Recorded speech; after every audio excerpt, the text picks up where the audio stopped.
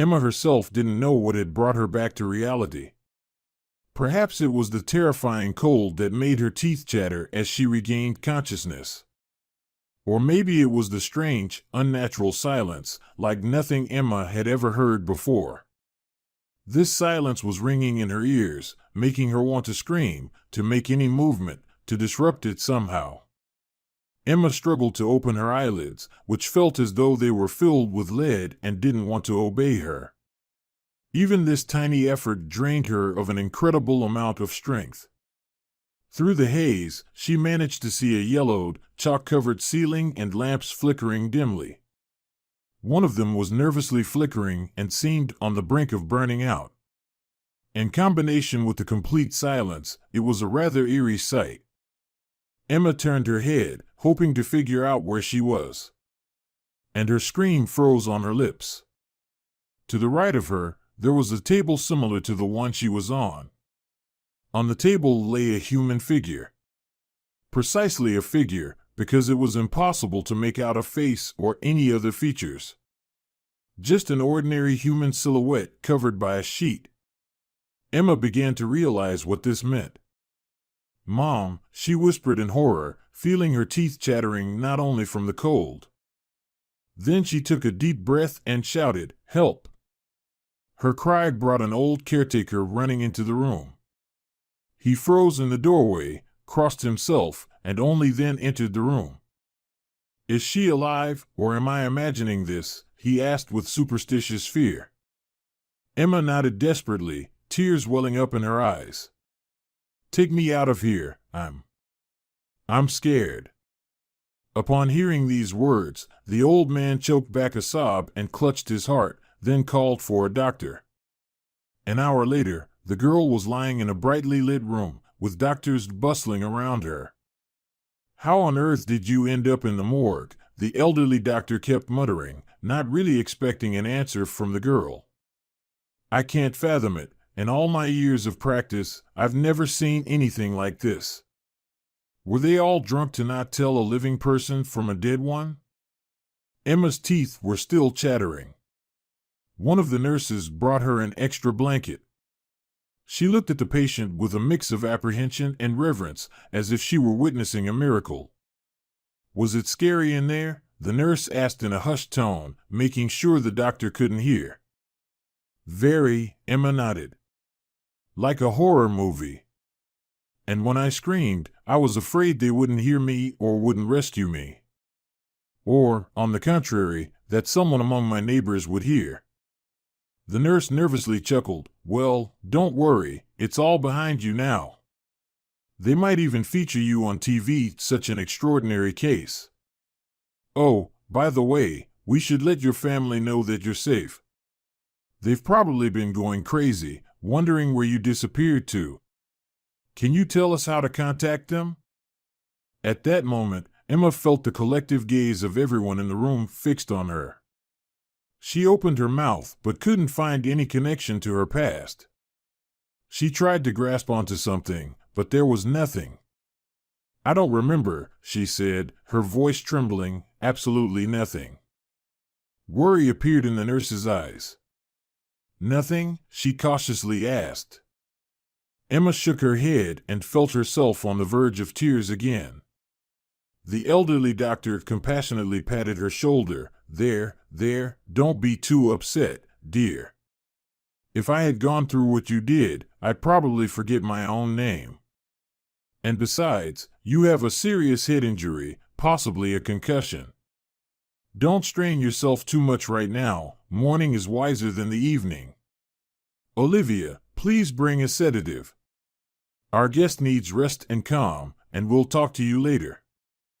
However, neither the next morning nor a couple of days later did Emma recall anything. The only thing she could remember was her own name, and she toyed with it in her mind, trying to guess what surname might go with it. The nurse brought a silver pendant and handed it to Emma. "This was on you when you arrived, where you woke up." Emma took the pendant and examined it closely. It was a modest, unpretentious piece, a silver droplet with her name delicately engraved in swirling patterns.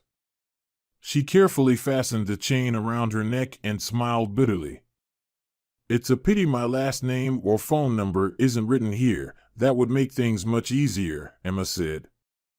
The nurse nodded sympathetically and replied, "Oh, don't I know it? Your story is just so eerie." Eerie? Emma was surprised. Why? Haven't they told you how you ended up in the hospital? I heard the whole story. They say a random mushroom picker found you in some overgrown ravine where normal people don't go. If it weren't for that guy and his passion for mushrooms, you probably wouldn't have been found. And that wound on your head was from an attack. I'm telling you for sure. Emma contemplated this. A ravine, an attack? These words meant nothing to her. Or rather, they could apply to the heroine of a detective novel, but certainly not to her. Emma didn't consider herself a heroine. In fact, she had no idea who she could be. There were no tattoos or scars on her body that would help her figure it out. All she had was a useless medallion with a name on it, 4 letters, Emma. That was all that remained of her completely forgotten past. As time passed, Emma gradually regained her strength. A week later, an old man came into her room. At first, she didn't recognize him, but then she smiled broadly. "Is it you?" "Hello. Why didn't you come earlier? I really wanted to see you." The old man hesitated at the threshold, then entered the room. "Hello, dear," he said. "I was worried about you too. How did you end up here? I was afraid to bother you, thought I might be out of place." "Out of place? You're not out of place at all," Emma exclaimed, clapping her hands. "You're the dearest person to me. The first one I saw when I was born again." The old man smiled. It seemed he was pleased to hear that. "How are you doing here? How's your mood? Are they feeding you well? I brought you." He laid a handful of candies with colorful wrappers on the table. Emma smiled. "Thank you, everything's good." "And how's your memory?" he asked. The girl sighed. "My memory is not great, or rather, it's non-existent. I still don't remember anything except my name." "And what do the doctors say?" the old man asked. "Well, nothing definite," Emma replied. "Mostly that the brain is a complex thing, and they don't really know much. Some people with a similar injury to mine recover in a couple of weeks, while others end up as bedridden invalids. And here I am, neither here nor there. I look normal on the outside, but I don't know anything about myself. It's unclear whether I'll ever remember or not." They were silent for a while, and then the old man asked, "What do you plan to do after you're discharged? Where will you go?" Emma shrugged. "I don't know. Honestly, that worries me more than my lost memory. Memories might return someday, but I have to live in the present." The old man thought for a moment, cleared his throat, and made an uncertain offer. "Would you like to stay with me for a while? Just like a granddaughter. I won't take any money from you. My house is in a village outside the city. It's not a mansion, of course. Just 2 rooms, but there's enough space. I work at the hospital every other day. Mostly in the garden and taking care of the household. Maybe being in the countryside will make things easier for you. Fresh air can cure anyone." Emma looked at the old man with wide eyes and couldn't believe her luck. During many sleepless nights, she had considered various options, wondering where she could go and if there was any place in the world where she would be welcomed. And here, such good fortune! She had found someone who seemed genuinely pleased to see her. Yes, Emma didn't know if she had a real grandfather, but she wished he were just like this man, modest, bearded, and smelling of tobacco. "I agree," she replied with a smile. But I completely forgot, we haven't introduced ourselves. My name is Emma. And yours? Call me Benjamin, the old man smiled. Everyone calls me that, and I've grown used to it. And so it happened that Emma found a new home. Benjamin's tales of life in the village were so vivid and filled with details that she couldn't wait to be there. She looked forward to seeing the meadows, the hayfields, the herds of cows returning in the evenings. On the day of her discharge, Benjamin arrived at the hospital in his old car. He looked handsome, well-groomed, and was dressed in a suit. Like a groom, the nurses teased with laughter. The old man responded seriously, a person celebrating a second birth. There's nothing funny about it. Emma hopped into the car like a child, her eyes sparkling with joy. Finally, I'm so glad to leave the hospital. I couldn't wait for this moment. You'll be even happier when you get to our village, Benjamin promised. It's not just a village, it's love at first sight. I guarantee it. Emma herself was ready to fall in love with the places Benjamin described so warmly. Throughout the journey, she eagerly looked out the window, waiting for the sign with the cherished name. Fields and forests passed by. And finally, they arrived at the settlement. You were right, Benjamin, she whispered. It's wonderful here. And what did I tell you? The old man winked. These sacred places will get you back on your feet in no time, cure any ailment. Benjamin's house was quite old but still sturdy. When Emma saw the ornate fence, she gasped, "It's like a museum." My father built this house, explained the old man. Back then, people were different. They tried to make everything beautiful and lasting. Shaking her head in wonder, Emma walked into the house. Benjamin assigned her a small room with a wonderful view of the garden, a flower bed, and the rising sun. She woke up to the sound of birds singing, then helped Benjamin around the house, preparing unusual dishes for him. Emma was amazed at how recipes for complex salads popped into her head when everything else had disappeared. Why did she remember how to mend a hole in a shirt but had forgotten her own last name? The doctors were right when they said the brain was a complex and mysterious thing. At least, that's what surprised Emma. Gradually, she grew accustomed to rural life. It seemed to her that there was nothing else in her past. She woke up with the sunrise among the flowers, spent time in this beauty, and felt like she was living in paradise. The shaggy dog, a faithful and loyal companion of the old man, quickly became attached to the girl and followed her everywhere. For Emma, Benjamin became the dearest person in the world. Gaining courage, she started calling him Grandpa, and the old man didn't object. He, too, treated her with visible warmth and referred to her as his granddaughter. Later, Emma learned the whole story from their neighbor, Mrs. Clark. Benjamin's life has not been kind to him, she said, shaking her head sadly. He's been a widower for about 20 years.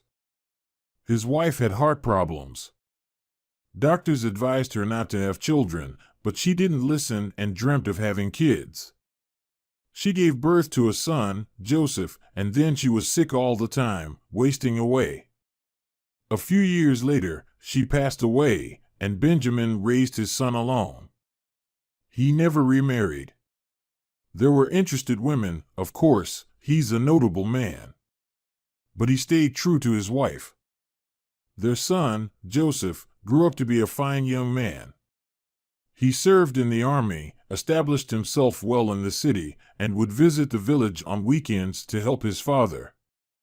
Then, he got married to a nice girl named Evelyn, or maybe it was Irina, I can't remember now. They had a daughter named Abigail. But then all three of them perished in a car accident. It seems they were headed to see friends outside the city, and a drunk driver hit them head-on. So Benjamin was left alone, no wife, no relatives. It's a good thing you've come into his life. Emma listened to the story, choking back tears. Now she understood why the old man had been so hesitant when she first called him Grandpa. He must have been thinking of his own granddaughter. How old was she? 4 or 3. And here she was, a grown woman.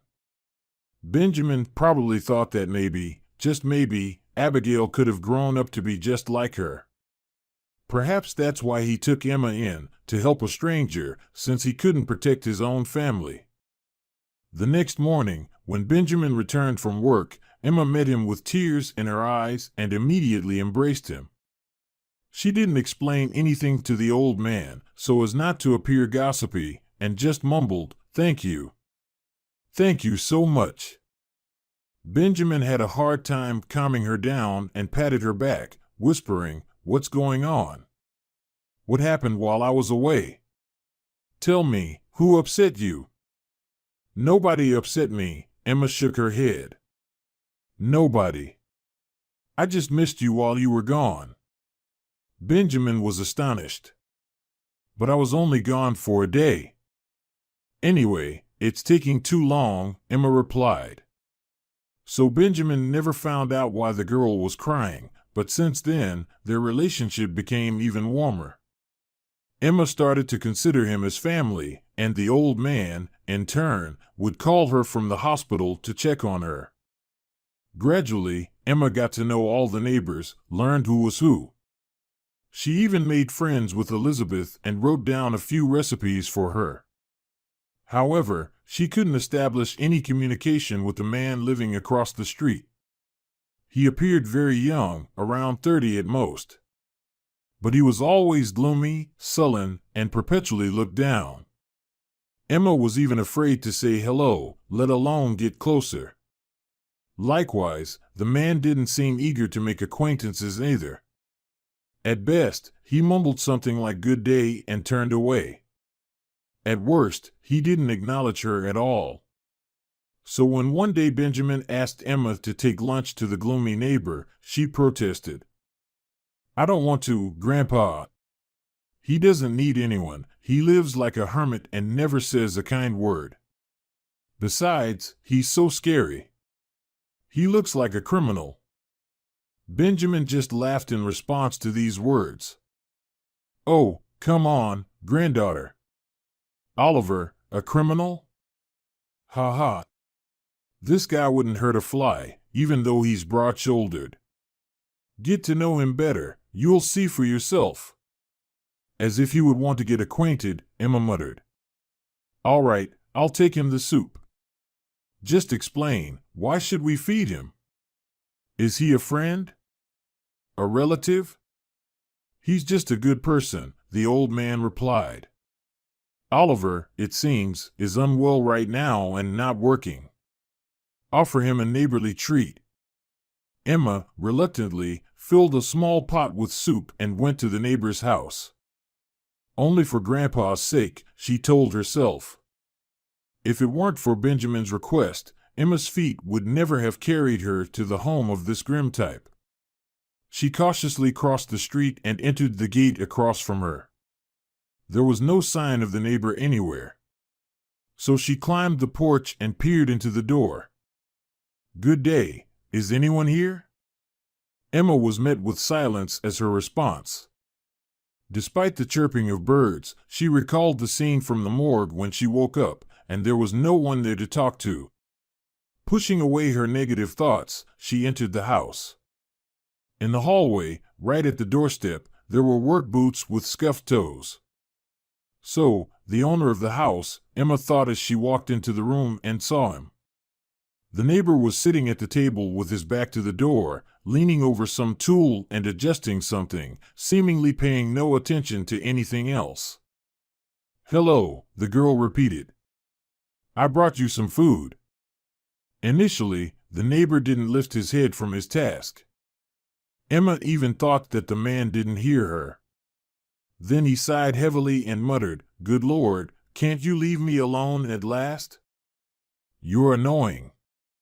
Emma's hair stood on end, and she retorted, "Thank you for your warm welcome. You're such a polite person, I must say." Well, I won't bother you further. I'll leave the meal on the floor. You can wash the pot and return it yourself. Goodbye. The man turned around and looked at her in amazement.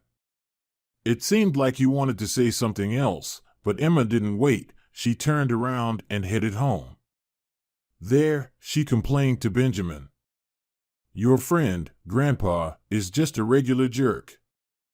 I wish I hadn't listened to you and gone to feed him. I'm never setting foot in that house again. No matter how much Benjamin tried to pry out what had happened, Emma didn't add anything more. She remembered what the man had said to her and was still outraged. What a brute! Such a boor! Who behaves like that with women?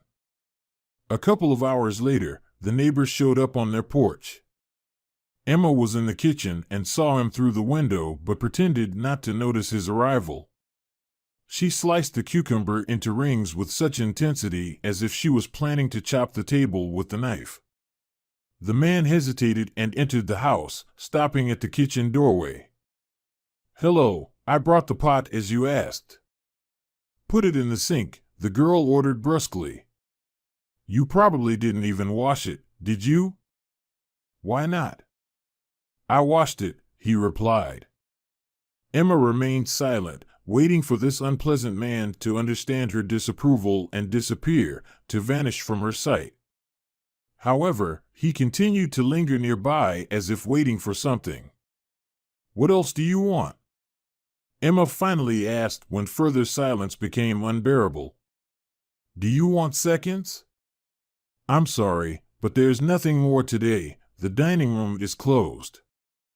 Yes, I wanted to apologize, the man mumbled. Emma stared at him in astonishment. Well, this was surprising. It seemed that the moody neighbor was capable of not only being rude but also offering apologies. This came as a surprise to the girl. I unfairly lashed out at you, the man continued. I'm sorry. Yes, you did unfairly, Emma agreed. Were you in a bad mood, or is this how you always greet guests and then run to ask for forgiveness? The man shook his head. No, it's not like that at all. It's just that I mistook you for someone else. For whom, I wonder? Emma asked. The man grimaced. There's this one, named Scarlett. She's attached to me like a leech.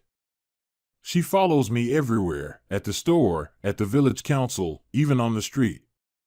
She thinks that because I live alone, I must absolutely need a roommate. And even better, a wife. I've tried explaining to her politely and in various ways, but she just doesn't understand. So, I thought today that it was her who came, didn't recognize the voice. Emma burst into laughter. Wow! So, if this Scarlett had really annoyed you greatly, you could have, say, thrown a knife at her, and I'd be the one to get hit? You're a dangerous person, as far as I can tell. Well, as for the knife, that's a bit much, the man noted. But overall, you're right. Please forgive me, it won't happen again. All right, I forgive you, the girl nodded. We all have tough days, right? Exactly, the man agreed. By the way, your soup was delicious. I haven't had anything like it in a long time. It was restaurant quality. Say it as well. Emma laughed. Soup from the restaurant. Okay, let's get to know each other properly, like civilized people. My name is Emma. The man extended his hand. Oliver. They shook hands. Emma assured the man. Don't worry, I won't be chasing after you. One admirer is enough for you, don't you think? Oliver smiled and walked away, and the girl continued to prepare lunch. After that conversation, her mood inexplicably lifted. It's funny how you can misjudge someone, and Emma had thought that her neighbor was a gloomy loner. It turned out he was perfectly normal and even pleasant to talk to. All it took was starting a conversation to find that out. Since then, they greeted each other when they met, and the girl no longer looked at the ground as she used to. On the contrary, she smiled at her neighbor to show that she held no grudge against him. "Vernie, step aside. Who am I talking to?" Emma was fussing with the fence, trying to put a loose board back in place so her dog wouldn't run out into the street. Vernie took it as another game and hopped around her, as if wanting to lick her face. "What's going on here?" "Vernie, stay." The dog didn't respond to the command, only frolicked even more. "What's happening here?" Oliver asked, observing what was going on from his own property. "Do you need help?" Emma straightened up, pushed her hair away from her face, and shook her head. No, you're fine. Everything's normal. I can handle this in no time if someone doesn't get in my way." The dog happily wagged its tail, as if sensing that it was about him. Oliver pushed the rake he was using in the garden to the side and headed towards the girl. "Give me that." He took the hammer and nails from her hands and then looked at the fence. "We can fix all this, it's not a big problem, but is it worth it? In my opinion, it's time to put up a new fence here." "Grandpa is planning to," Emma confirmed, "but he doesn't have the money right now. Maybe next year." Oliver looked at her attentively. "So you're Benjamin's granddaughter, huh?" Emma shrugged. "You could say that. An adopted one. But it's a long story. Let's just say that Benjamin rescued me from a very tough situation and let me live with him. So now, we're like a grandfather and granddaughter. Almost for real." Oliver didn't ask any more questions and fixed the board in place. Vernie, the dog, tried to lick the man's face, but he gave a sharp command, and the dog obediently went back to its kennel. "How do you know how to handle dogs?" Emma asked, surprised. "Vernie never listens to me." "If only people were as easy to deal with," Oliver sighed, returning the tools to the girl. "Well, take care. I'll be on my way."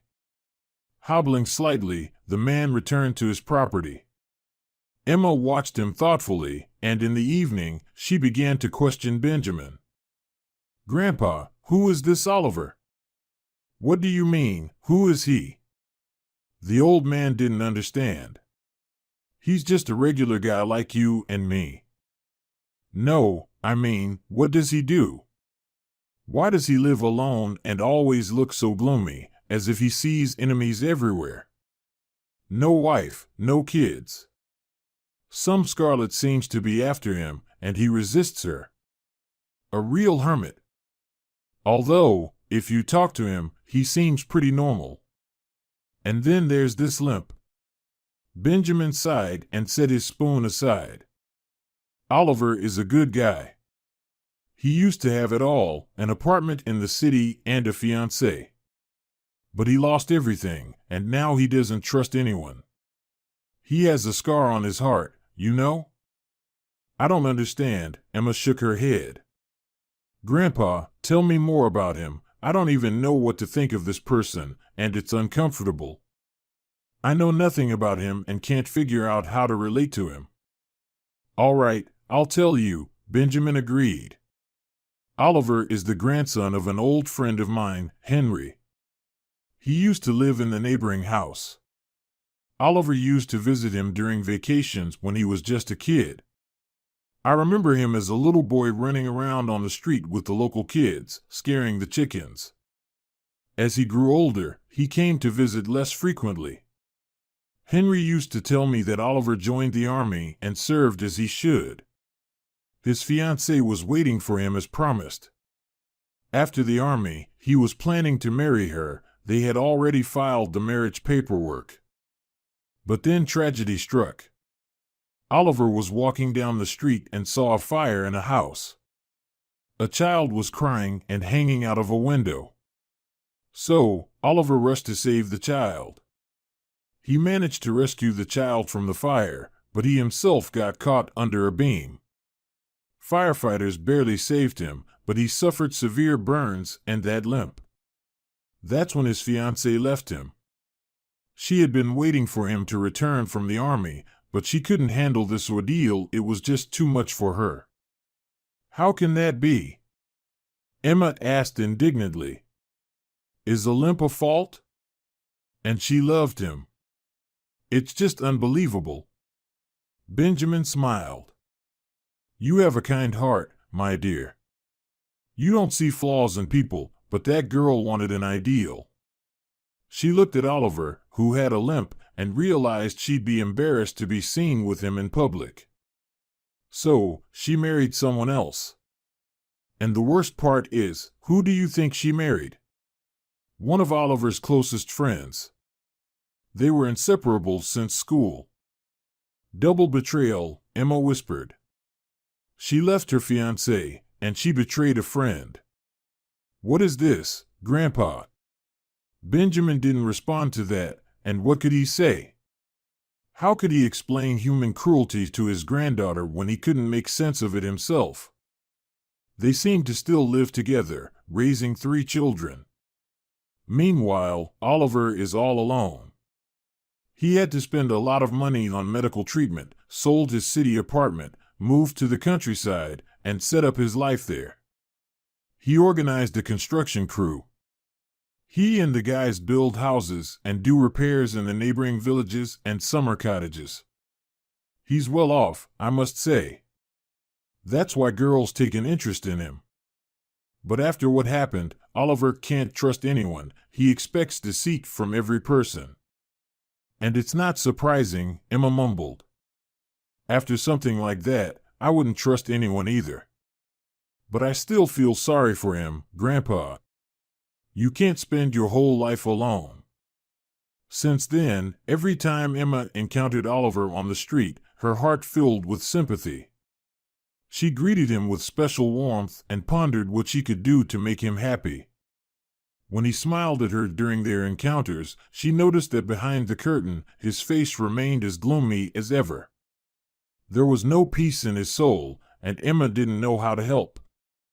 You have a hole in your sleeve, she pointed out one day, even though it went against all etiquette rules. Oliver absent-mindedly looked at his sleeve. I must have been so busy that I didn't notice. I've probably been wearing it like this for a while. Let me sew it up for you, Emma offered. Change into something else, and give me the shirt. I'll bring it back in the evening.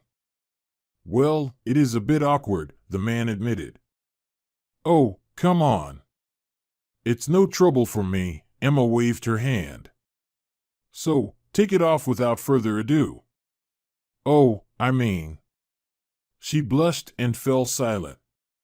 Oliver smiled. I understood everything. I'll bring it right away. Now, how about I help you with something in return? One favor deserves another. Maybe you need firewood for the sauna or some repairs done. Firewood? Emma looked around her house in confusion. I think we had some left. But having extra won't hurt. He replied. I'll get the axe from the shed and come over. Soon, helping each other became a habit. Emma mended Oliver's clothes, cooked him lunch, and he helped around the house with Benjamin. He chopped firewood, repaired the fence, and fixed the leaking roof. The old man watched what was happening and only smiled into his beard. The young people had no idea that something special was developing between them. Scarlet opened Emma's eyes. That persistent person who relentlessly pursued Oliver.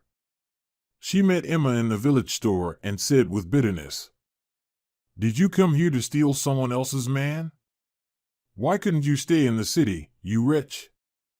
You just arrived, and you're already setting your sights on my Oliver. Well, I won't give him up, so keep that in mind. Emma stared at her in disbelief, settled her bill with the shopkeeper, and walked out onto the street. She was so lost in thought as she made her way home that she didn't immediately hear Oliver calling her along the way. Emma, hello. What's with the knots you've tied? Let me help you carry them. Emma looked at him in silence. Oliver cautiously asked, Is something wrong? What happened, Emma?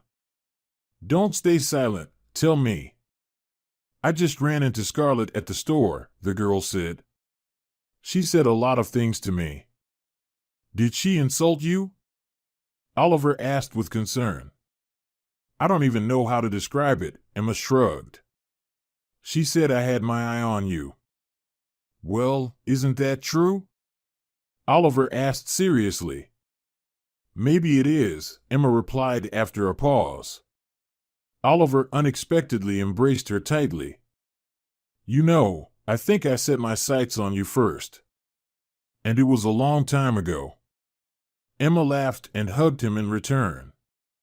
The young couple soon decided to get married without the need for a grandiose ceremony or flowery words. Benjamin helped with the paperwork and officially recorded her as Emma Smith. That's when Emma realized that the old man had fully embraced her into his family. And once again, she nearly teared up. Lately, her eyes seemed to stay moist. Perhaps it was from happiness, so much good had come into her life. A wedding, Benjamin's acceptance, even Vernie adored her. They marked their wedding modestly, without inviting any guests. They sat together with Benjamin, Vernie, and their neighbor Elizabeth. She, too, was happy for the young couple. Emma moved in with Oliver, and it seemed like not much had changed in her life. Benjamin and Vernie were still right next door. She could simply cross the road and embrace them. The same birds sang outside her window, the same open spaces surrounded her. But now, she went to sleep and woke up in the arms of her beloved husband. Oliver had transformed completely. There was nothing left of the gloomy stranger Emma had met at the beginning of her rural life. He laughed, joked, and was willing to carry his beloved wife in his arms. Emma had even stopped dwelling on her past. What did it matter what had happened there when her present was so wonderful? However, the past reminded her of its existence and intruded into her life unexpectedly. It was a typical Sunday morning, and Emma was preparing breakfast. The local news was on TV, something about supporting entrepreneurs and businesses. The host announced that they would now show an interview with Mr. James, the owner of a trendy fashion studio. Emma looked at the screen. The name the host mentioned struck her as familiar. And not just the name. She suddenly realized that she knew this tall, dark-haired man very well. Emma dropped the frying pan and clutched her chest. What's happened? Oliver entered the kitchen. Darling, what's wrong with you? Are you feeling unwell? Please say something. Emma continued to stare at the screen, her lips trembling. I know this man. Oliver looked at the screen with confusion and read the name. James? Who is that? Wait a minute. You're saying you know him? Does it mean you've remembered something? Emma nodded. And who is he? Oliver asked, his voice filled with curiosity. Did you work together, or perhaps he's your brother? No, Oliver, Emma said with a heavy heart. He's my husband. Her memories returned slowly, gradually. This was a blessing, otherwise, she might have gone insane. I had a grandmother named Amelia, she told Oliver and Benjamin. My parents died when I was 7, and my grandmother raised me on her own. She was very kind and devoted her whole life to me. She focused on me and her business, and there was nothing else in her life. Her business? Oliver tried to joke. So, does that mean my wife is a wealthy lady? Lucky me. Emma gave a faint smile. Initially, it was just a small studio. My grandmother was an excellent seamstress, and it became her life's work. When I grew up, I started helping her. I obtained 2 degrees, one in fashion and one in economics. I took over all the business matters. What about your grandmother? My grandmother passed away a few years ago. Emma hesitated and fell silent for a while, unable to continue her story. Oliver took her hand. We're sorry, Emma. I am too, Emma nodded. It feels like it happened a long time ago, but now when I remember, it hurts. Just like the first time. Benjamin also hugged her. She sighed. But I managed, developed the business, made our studio the best in town. Do you know what kind of clients we had? Even the mayor's wife visited us. And then I met James. At the mention of this name, Oliver lowered his gaze. He had never been able to come to terms with the idea that his wife had been married to someone else. He hadn't met this James in person, but he had already developed a deep resentment for the man trying to steal his wife. He was our business partner, Emma continued. He dealt with fabrics. Initially, our relationship was strictly business, and I didn't pay much attention to him. But then James started pursuing me, giving me flowers and inviting me to cafes after work. Spare me the details, Oliver requested.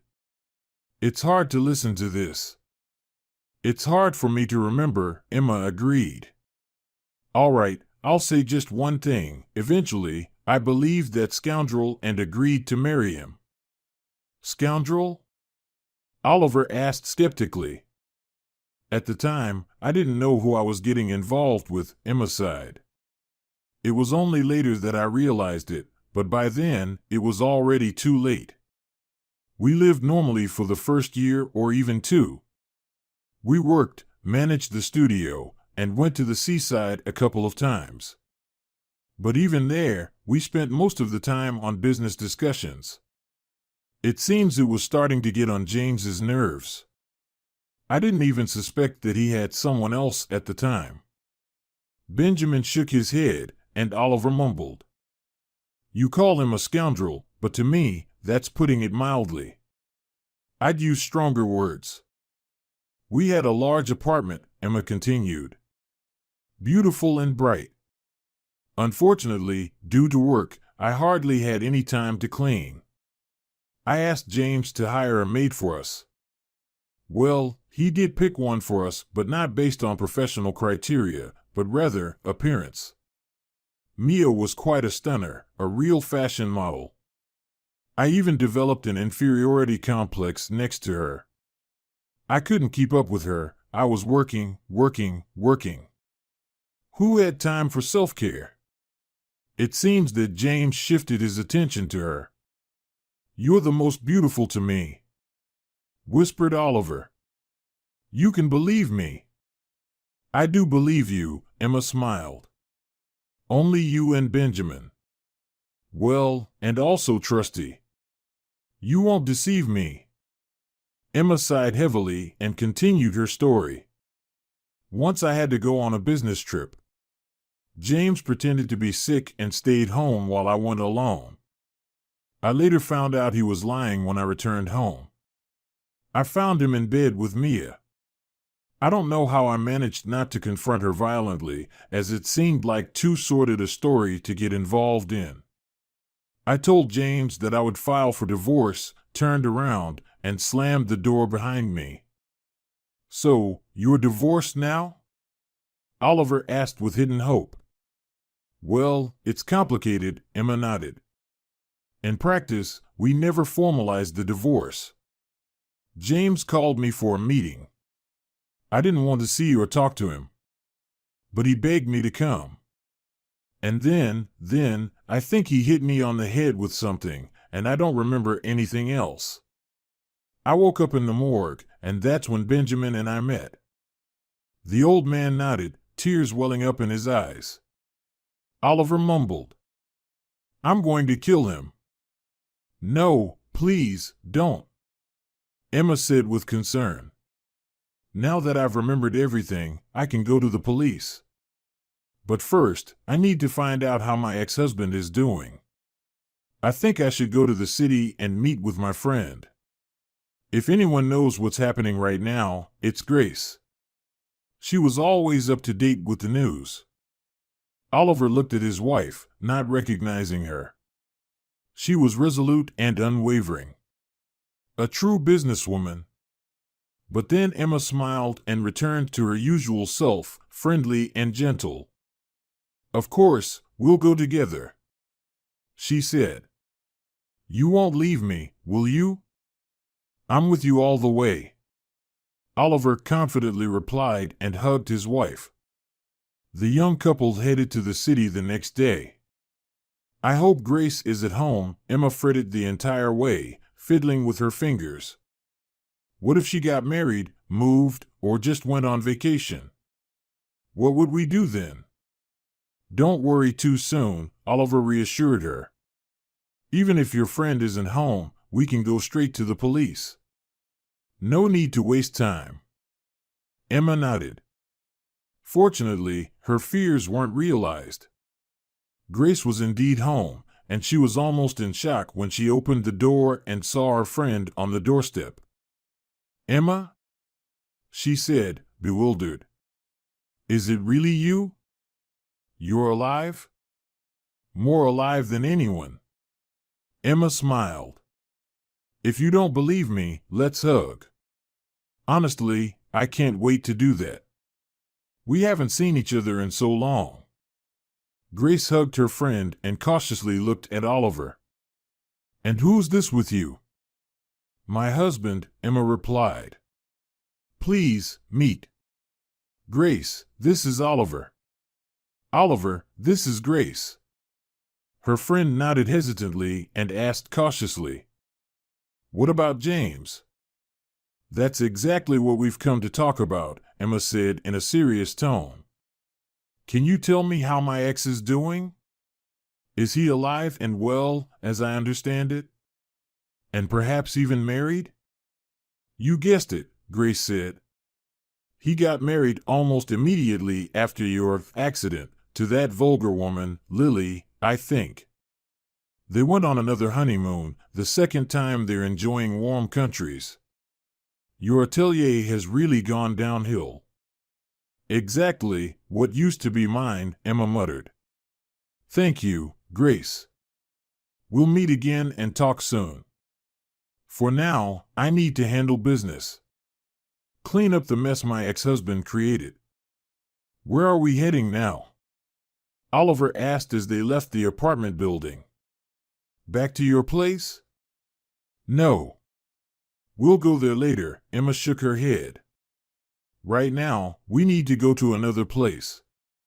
Another village, but not this one. We'll visit our ancestral nest with my grandmother and make sure everything is in order." Throughout the journey, Oliver attempted to extract the details from her, but to no avail. Emma was very anxious. What if he sold our house? James is capable of that. If he inherited my property. But then again, they never found my body. I disappeared without a trace, right? So, does that mean everything still belongs to me? "Of course, my love," Oliver reassured her. "I don't like this situation at all, and I think we should go to the police and put an end to it." "We will definitely go," Emma agreed. "But later. First, I need to check on something." The house where Emma spent her childhood strongly resembled Benjamin's cottage. It had the same ornate windows, sills, and an old, slightly crooked fence. Emma took a deep breath and smiled. She now understood why she felt so drawn to the old man. While she couldn't remember anything, her consciousness recognized the familiar surroundings. The old man also reminded her of her late grandmother. They truly were kindred spirits, and Emma was now completely convinced of that. Over by the woodshed, Emma murmured, "Please, help me move these logs." Oliver did as she asked and whistled when he saw what was behind them. A safe? Wow! You and your grandmother meant business. She taught me never to trust anyone, Emma muttered. And she was probably right, judging by how it all turned out. The safe seems untouched. Let's see what's inside. She entered the code, silently praying that her memory wouldn't fail her. To her relief, the numbers were correct. The lock clicked, and the door swung open. It's here, Emma whispered. The documents are here, and the money too. Well, James, hang on. Now let's find out who owns the company, the apartment, and all the luxury you're used to. They finally headed to the police, the very place Oliver would have preferred to go from the beginning. Emma's story made an impression even on seasoned police officers. Later, Emma turned to her husband. Oliver, I will probably need a lawyer. Will you help? Her husband nodded seriously. Are you even asking? Of course. James had 5 days of vacation left, and Emma spent them on pens and needles. I never thought I'd be waiting for him to return, she told her husband. It feels like I didn't wait for Santa Claus with this much anticipation when I was a child. I want to look him in the eyes, hear what he says. Are you really alive, as Benjamin and Grace said? Or will he feign happiness? Pretend it's not him. He tried to kill me. He'll start lying, wriggling. We'll find out soon enough, Oliver assured her. Either way, he'll get what he deserves, don't you doubt it. They set up a stakeout right in the apartment. Emma rarely received guests in this place and was somewhat bewildered at the colorful company that had gathered here now.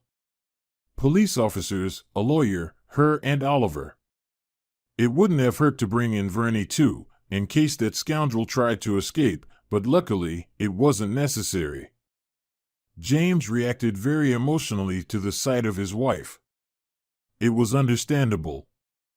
The man was completely convinced of her death and probably even had a memorial service for her. And now, this unexpected surprise. You survived? He mumbled, dropping his suitcase. But how? Didn't I? He glanced at those present and fell silent. The lawyer snorted. Does anyone need any more evidence? It seems quite clear to me. James was arrested. Mia, his wife, testified in court. Emma had no intention of seeking revenge against her, she observed with a mix of disgust and pity as the painted woman defended herself. I'm not guilty of anything. I wasn't involved, James later told me everything. It's his fault, all his. He's the killer, he should be on trial. He threatened me so that I wouldn't spill the beans to anyone. Besides, I have mitigating circumstances, I'm pregnant. She burst into tears, and Emma winced but chose not to insist on her punishment. However, James received the full extent of the law. As she left the courtroom, Emma emerged as the victor. You showed her leniency, didn't you? Oliver asked as they were driving home. Well, for that woman? You know, I admire you. I couldn't forgive a friend who once stole my girlfriend. Maybe she's at fault, Emma muttered thoughtfully, but the child. I decided to let them live as they want. Maybe Mia will come to her senses, and this experience will be a lesson for her. Or maybe I was just thinking about the child and didn't want such a fate for someone else. Oliver looked at her in amazement. What did you say? You were thinking about the child? Are you pregnant? Emma smiled. Surprise. I wanted to tell you this after the trial. And now, I'm telling you. Oliver pulled the car over to the side of the road and embraced his wife.